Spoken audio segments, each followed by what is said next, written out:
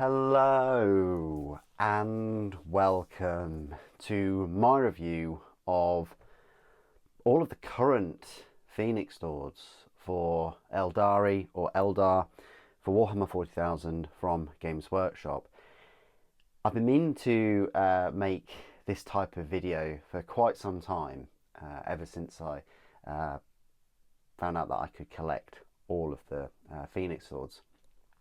There is another video coming soon as well. It's probably the next video, where it's kind of like a back to the 90s, where I will look at the very old 1990s metal Aspect Warriors in metal. Back in the day when you bought them in blister packs of sort of 2 for £6 or £5. You didn't have the internet to order minis. You had to go into the store or handwrite and complete a mail order form, or even phone up the, as they were called back then, Games Workshop warehouse trolls. But anyway, what we're going to do is we're going to have a look at the new Phoenix Lords. We're going to have a look at all of the Phoenix Lords that are currently out in plastic.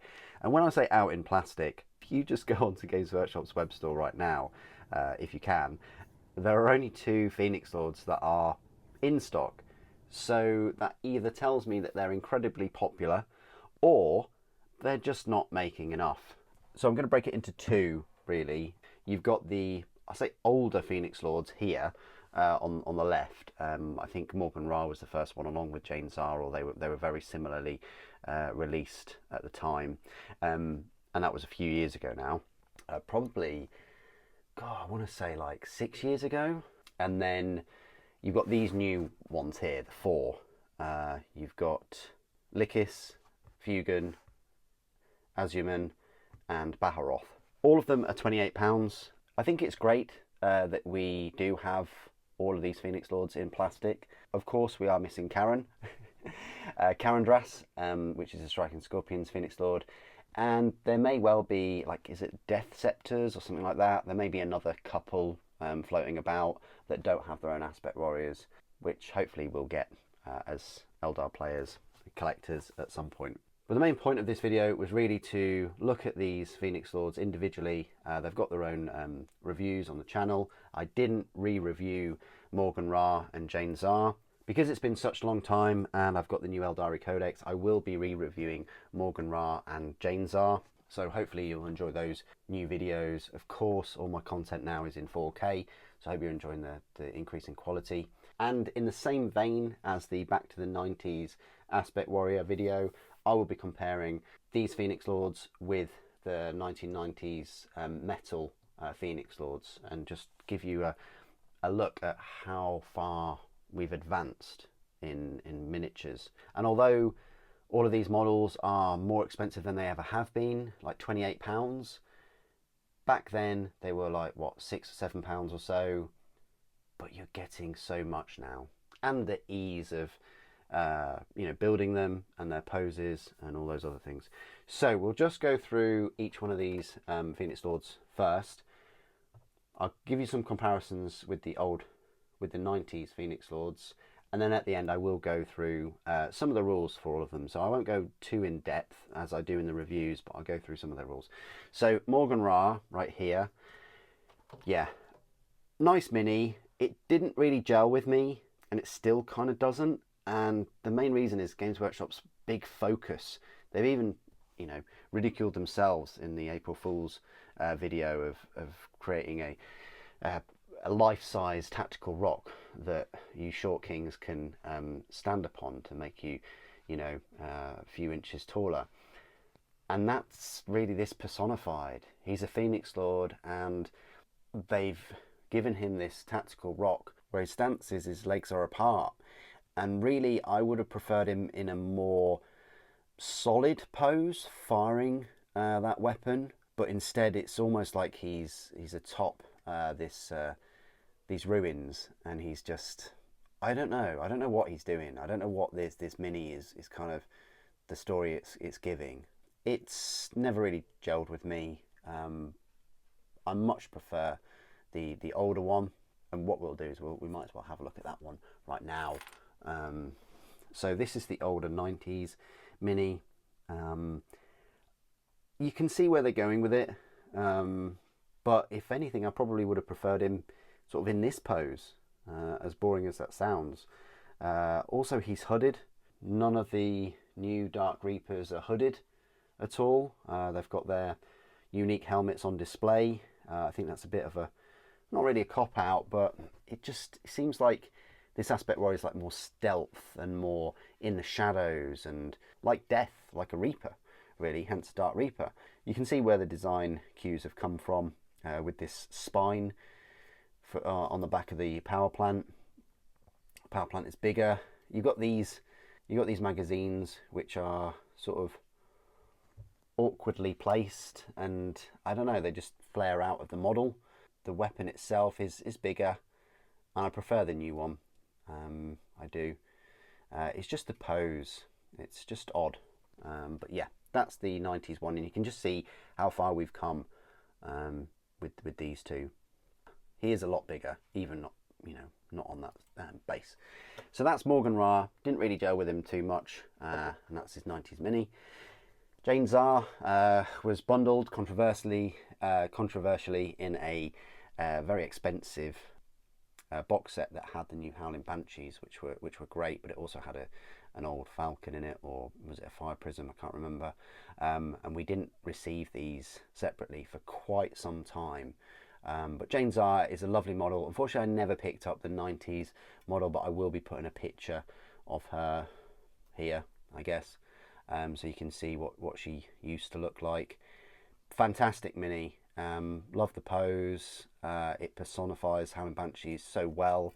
I like how her hair, it's just, she's all about the hair, and her hair attaches to this sort of scenic base, which isn't really a tactical rock. It's just something that her hair kind of connects to, which is nice.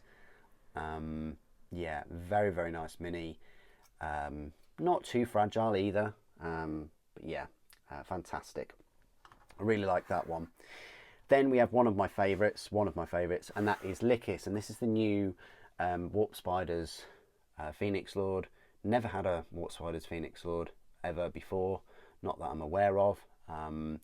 Really, really liked the look of this when it was first announced and previewed. The only thing that didn't really gel with me was that sword. I think it's a bit out of place. I would have preferred it shorter. No reason for it to be shorter.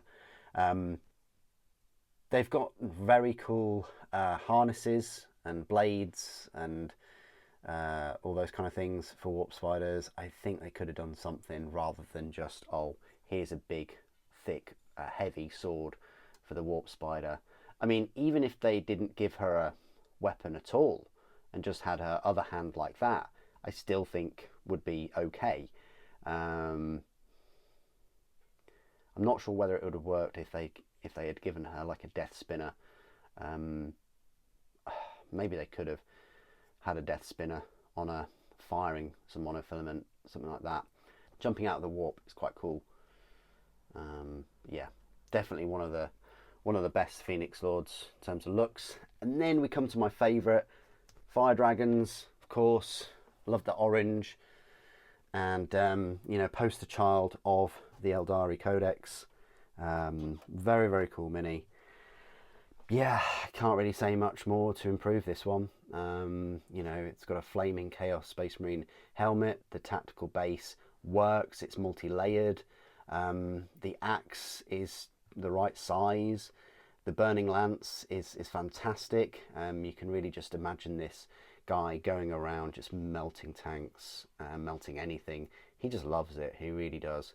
The banner is gorgeous too. Yeah, I can't really improve this one. It's fantastic.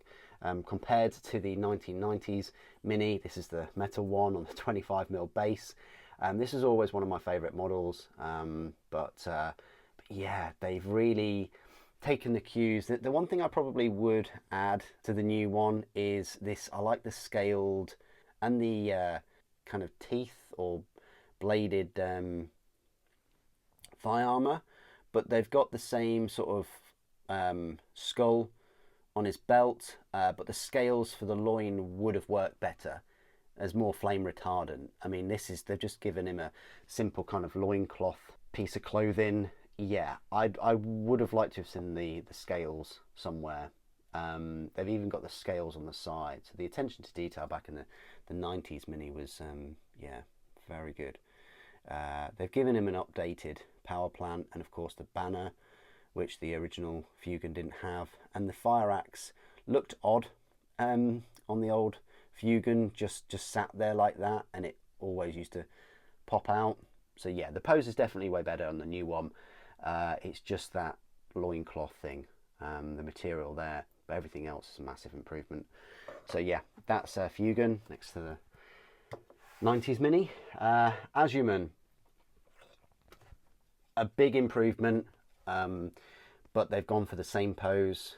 They've gone for the banner, which I think the old model did have, but mine's broken off and gone somewhere, and I think a lot of people you know, colour printed their banners and put them on the pole. But yeah, very nice mini, good use of that rock. The sword, it's very awkward to get the sword in there, because I think the shuriken pistol is moulded onto that arm. Yeah, so getting that sword in there that, you know, is level with the arm is it's tricky. But yeah, compared to the 90s mini, right here, big improvement. I do like the sword though, in the right hand rather than the left instead of the fist. Yeah, maybe it would have been better to put the sword in the same position and then him firing with the shuriken pistol. But yeah, I like the improved power plant, and of course the banner. This one did have a banner, but I think it came off. But that's Asurmen next to the 90s mini.